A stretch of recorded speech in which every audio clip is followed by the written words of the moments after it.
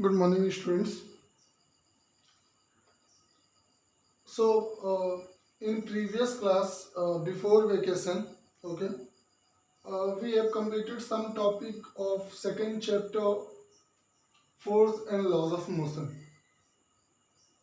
But we are meeting after a long time.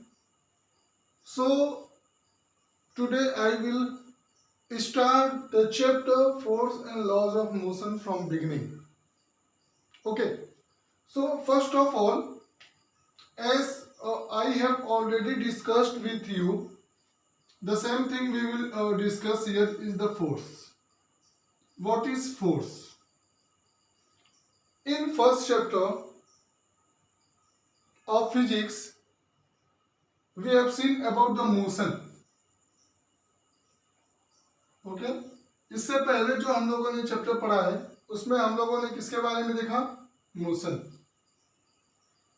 Motion in a straight path, about 1D one dimensional motion के बारे में हम लोगों ने फर्स्ट चैप्टर में देखा. बट ये मोशन किस वजह से हो रहा है? क्या रीजन है कि कोई ऑब्जेक्ट जो रेस्ट में है वो मोशन में आ जाता है, और किसकी वजह से कोई ऑब्जेक्ट जो मोशन में है वो रेस्ट में आ जाता है? अब हम लोग इस चैप्टर में कॉज ऑफ मोशन के बारे में पढ़ने वाले हैं. ओके कि मोशन का कॉज क्या है. मीन्स कोई ऑब्जेक्ट अगर मूव कर रहा है, अगर कोई ऑब्जेक्ट रेस्ट पर है और वो रेस्ट से किस में आ रहा है? मोशन में आ रहा है, तो उसके पीछे रीजन क्या है? क्यों वो ऑब्जेक्ट रेस्ट से किस में आ रहा है? मोशन में आ रहा है. तो इस चैप्टर में हम लोग पढ़ेंगे कि ये force is responsible for bringing the object in motion. क्या रिस्पॉन्सिबल है? फोर्स.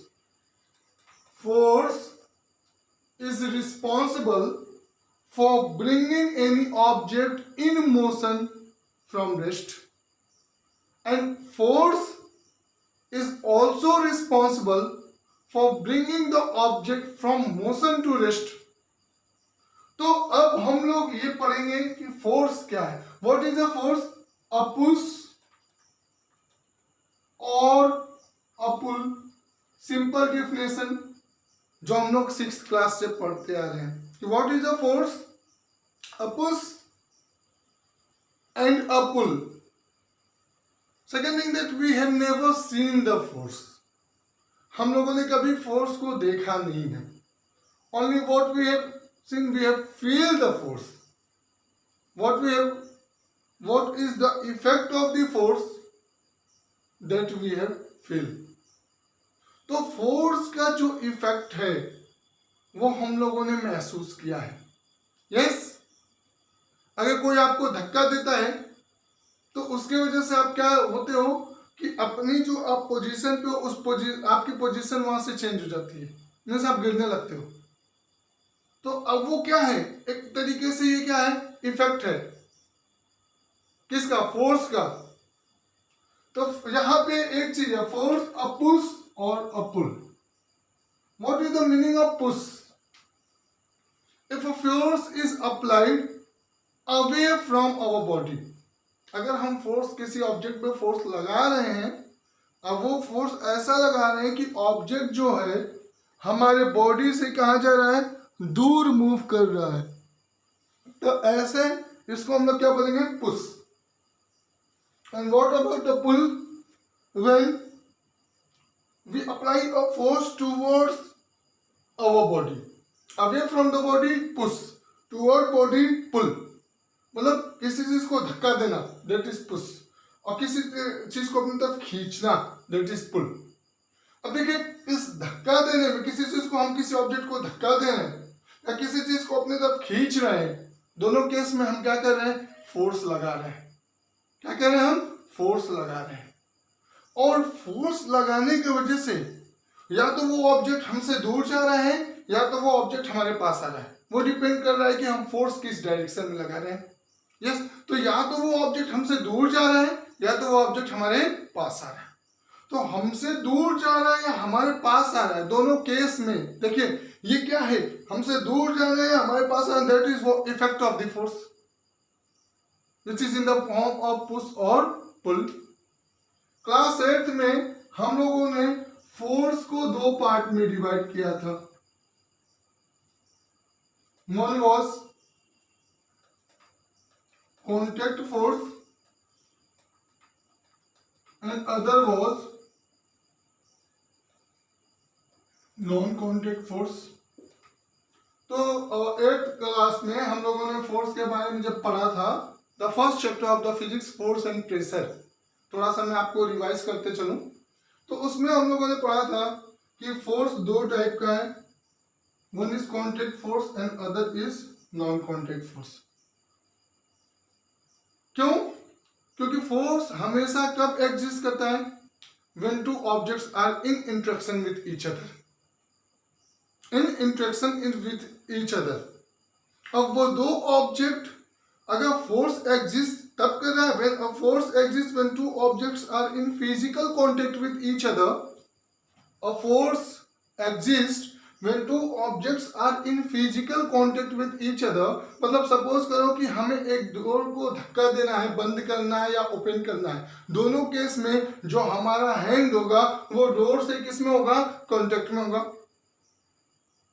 यस, जब हमारा हैंड डोर से कांटेक्ट में होगा तब हमारा डोर या तो हम उसको बंद करना चाहें तो बंद होगा और खोलना चाहें तो खुलेगा। In both the situation what is happening कि my hand is in contact with the door, मतलब एक मेरा हैंड एक ऑब्जेक्ट हो गया, दूसरा ऑब्जेक्ट डोर हो गया, both are in physical contact with each other. और जब दोनों फिजिकल कांटेक्ट में है तो a force is exerting between them, तो that type of force is said to be contact force. इसका एग्जांपल क्या है, वो मस्कुलर फोर्स,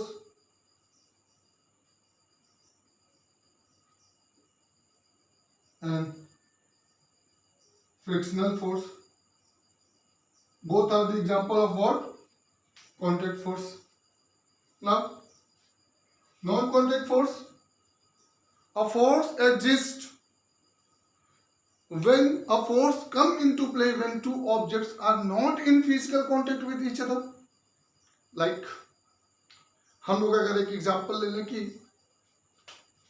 दो मैग्नेट ले लें, this is north pole, this is south pole, again I am taking the other magnet, one is south pole and other is north pole.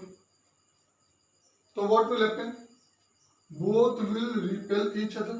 ये एक दूसरे से क्या हो जाएगा, दूर चले जाएंगे। यही अगर this is north pole, this is south pole, and this is north and this is south, so what will happen? Both will attract each other. दोनों सिचुएशन में देखिए क्या हो रहा है, ये दोनों ऑब्जेक्ट एक दूसरे के कांटेक्ट में नहीं है, लेकिन तब भी दोनों के ऊपर क्या एग्जर्ट कर रहा है, एक फोर्स एग्जर्ट कर रहा है, एक फोर्स एग्जिस्ट कर रहा है दोनों के बीच में। तो such type of force is said to be non contact force. तो इसका एग्जांपल क्या होगा, इसके टाइप्स क्या होंगे, magnetic force, electrostatic force and gravitational force. These are the type of non-contact force, and about this in detail we have studied in our 8th class. Okay, now here also for class 9th also we will study the type of force, but depending on the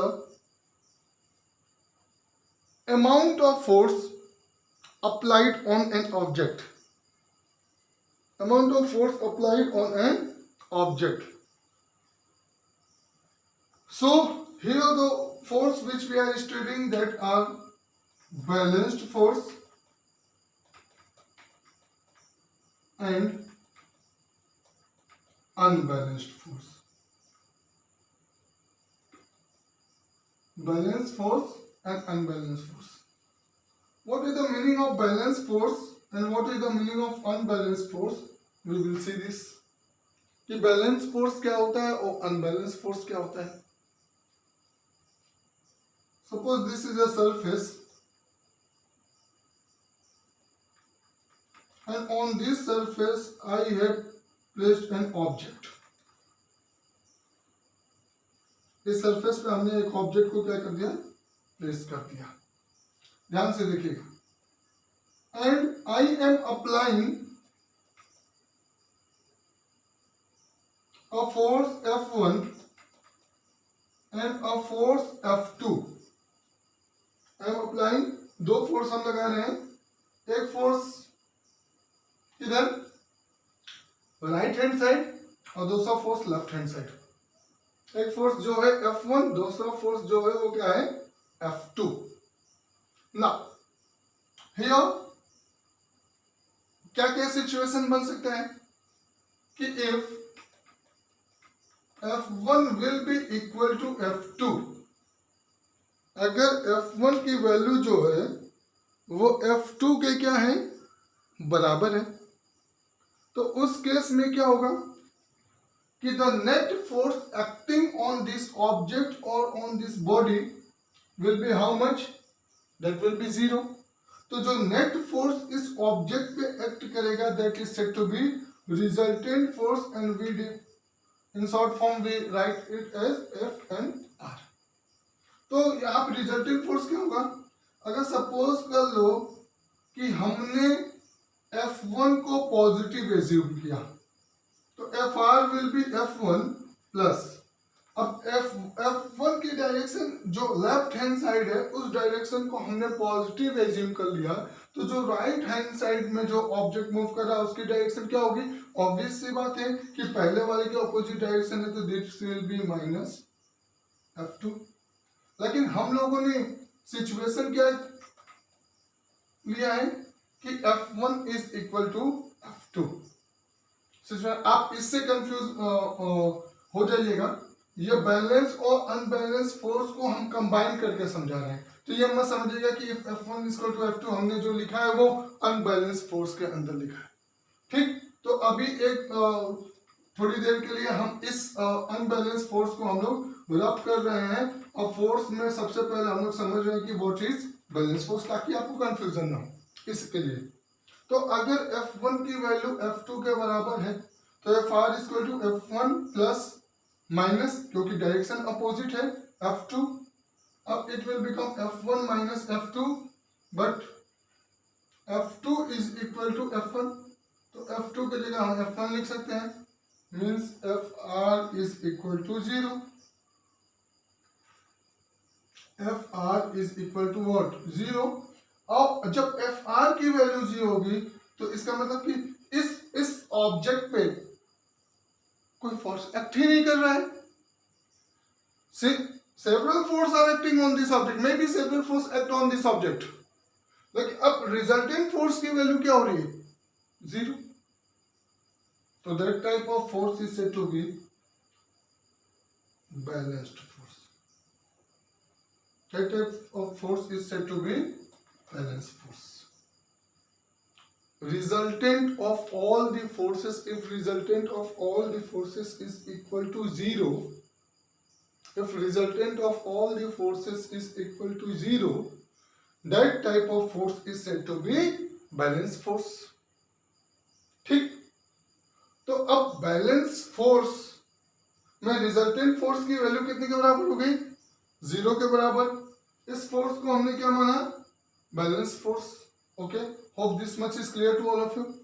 now यही situation लेते हैं same, और यहाँ पे ध्यान दीजिएगा आप लोग. अब हम क्या करें, यहाँ पे हम लिख रहे हैं that is second type unbalance force.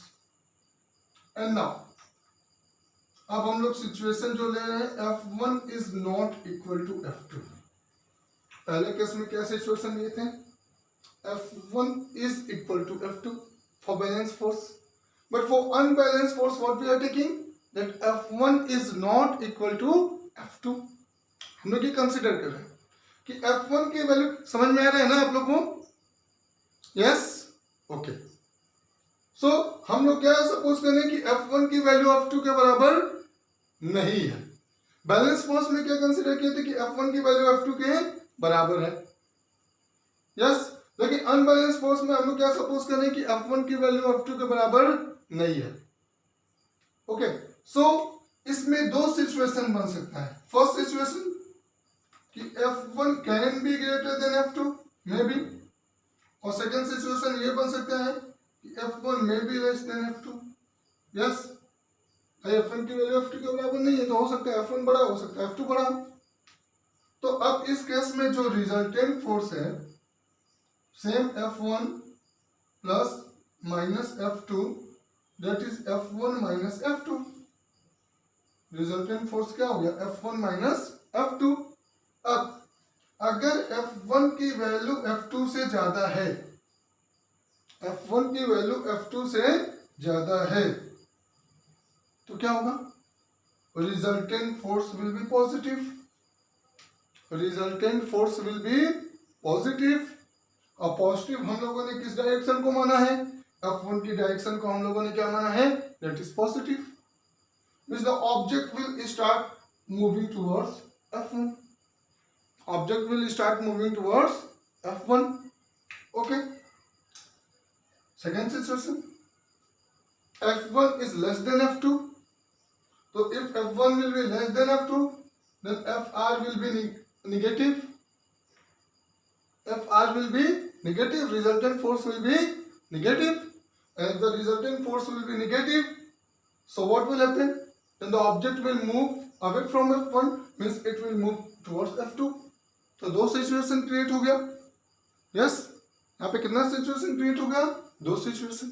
So that type of force in which resultant force is not equal to 0, here we are seeing that Fr is not equal to 0. Physics में पॉजिटिव और negative का केवल direction से मतलब है। Yes, positive और negative किसको represent करता है? It represent direction. तो Fr is not equal to 0 means if several forces are acting on an object and the net force on that object or the resultant force on that object is not equal to 0, that type of force is said to be unbalanced force. That type of force is said to be unbalanced force. तो hope कि आप लोग को यहाँ तक समझ में आ गया होगा कि what is balanced force and what is unbalanced force. Now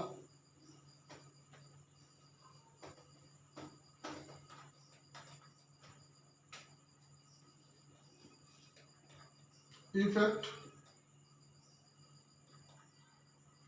of force. First, और फोर्स में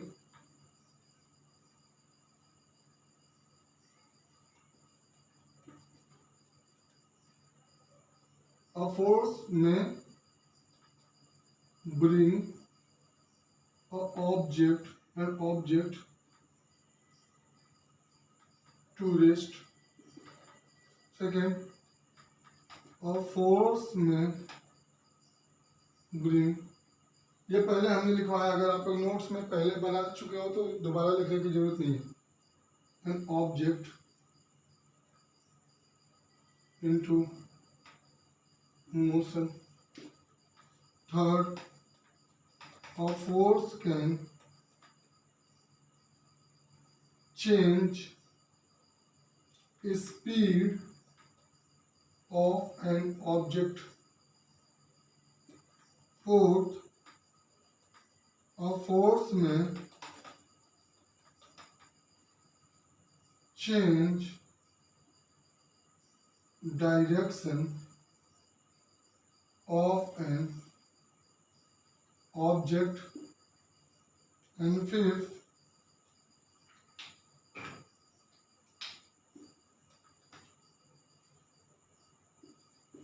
a force में change the shape and size of an object. So these are what the various effect of the forces. These are the various effect of the forces. It means अगर कोई object motion में है तो force में bring an object to rest. Object को अगर उस कोई ऑब्जेक्ट मोशन पे और उसके ऊपर हम लोग एक फोर्स लगा रहे हैं तो हो सकता है कि वो ऑब्जेक्ट हमारा किस पे आ जाए, रेस्ट पे आ जाए. अगर कोई ऑब्जेक्ट रेस्ट पे है और हम लोग फोर्स लगाएं तो क्या हो सकता है, ऑब्जेक्ट मोशन में आ जाए. फोर्स क्या काम कर सकता है, ऑब्जेक्ट की स्पीड को चेंज कर सकता है. अगर जिस डायरेक्शन में ऑब्जेक्ट मूव कर रहा है उसी डायरेक्शन में हम लोग फोर्स को लगा रहे हैं, then what will happen, then the speed of the object increases. And if an object is moving in a particular direction, suppose object is moving in the direction from A to B, this is the direction of movement of the object, it is moving from A to B and I am applying the force in the same direction. So what will happen, speed will increase. What will happen, speed will increase. But if the object is moving from A to B and I am applying a force from B to A, then what will happen, speed will decrease. Speed will decrease. Okay. Now force may change direction of an object.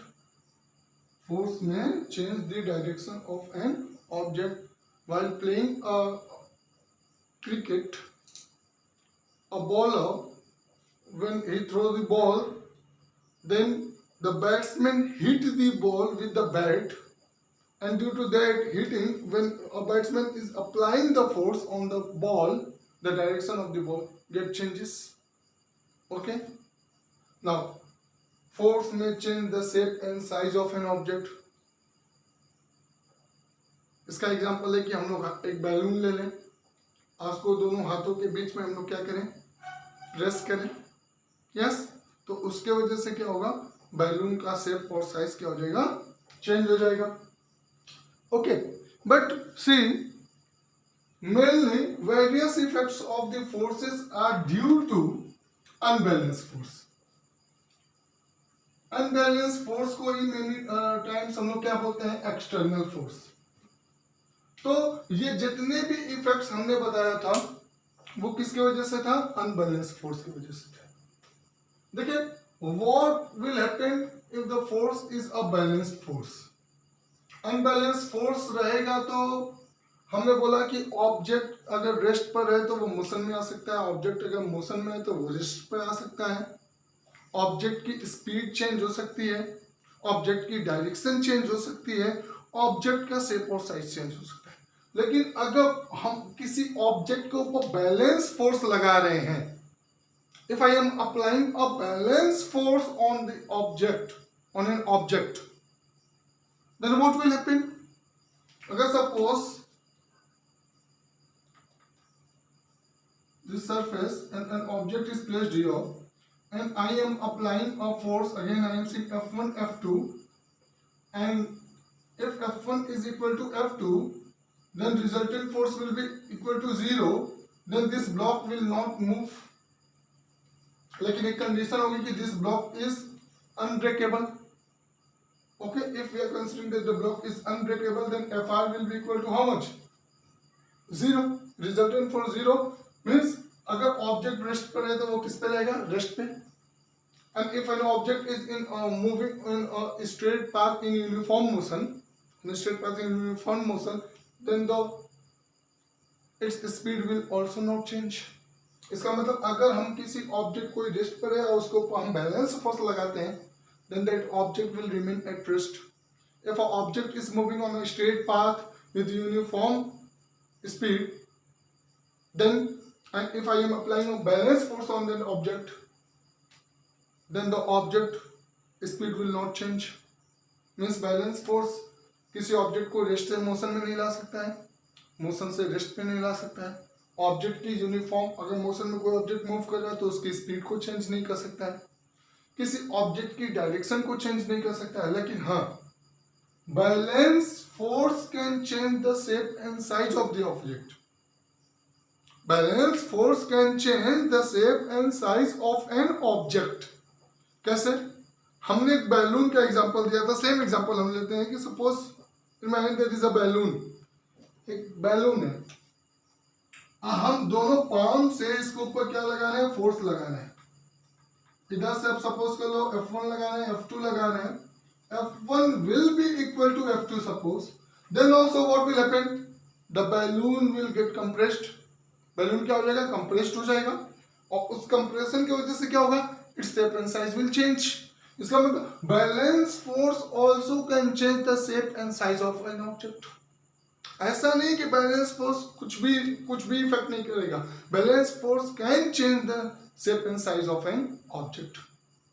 But mainly जो force हम लोग real life में पढ़ेंगे, जो जानेंगे, that is about what which type of force, unbalance force. क्योंकि balance force केवल shape और साइज चेंज कर सकता है, लेकिन अनबैलेंस फोर्स क्या कर सकता है कि कोई ऑब्जेक्ट रेस्ट पर है उसको मोशन में ला सकता है, कोई ऑब्जेक्ट मोशन में उसको रेस्ट पे ला सकता है, किसी ऑब्जेक्ट की स्पीड को चेंज कर सकता है, किसी ऑब्जेक्ट की डायरेक्शन को चेंज कर सकता है, और किसी ऑब्जेक्ट की शेप एंड साइज को चेंज कर सकता है। So that is all about both balance force and unbalance force. Okay, so in next class we will move to the part laws of motion. Okay, because I have already explained this in 2 video lecture before also, but we are meeting after a long time, that's why I have once again for you I have explained all the topic. Okay, so now from in the next video lecture I will explain about the laws of motion in detail. We will see it. Okay, so that's all for today. Hope what I have taught to you it is clear to all of you. Second thing, I also hope that you all have completed your first chapter with exercise and you all have submitted the copy